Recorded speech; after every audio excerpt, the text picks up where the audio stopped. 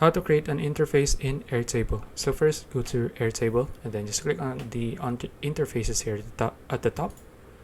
Now here, you just need to click on pages here to the left and then click on the plus icon here next to interfaces. Then just click on add interface.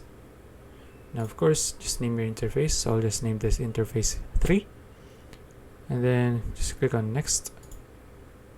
Now here you just need to choose the layout. So I'll just let's say just choose the layout for this one, reform, and then just click on, oh by the way, you can also preview it by desktop and mobile here.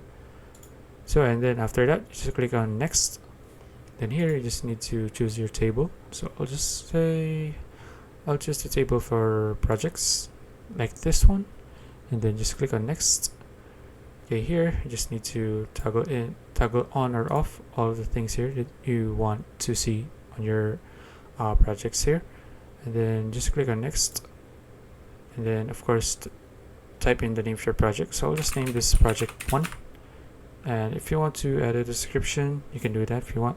This is optional, and then just click on finish. And as you can see, now you can see I've just built another interface. So that's it. If you found this video useful, please like and subscribe for more videos like this. See you in the next one.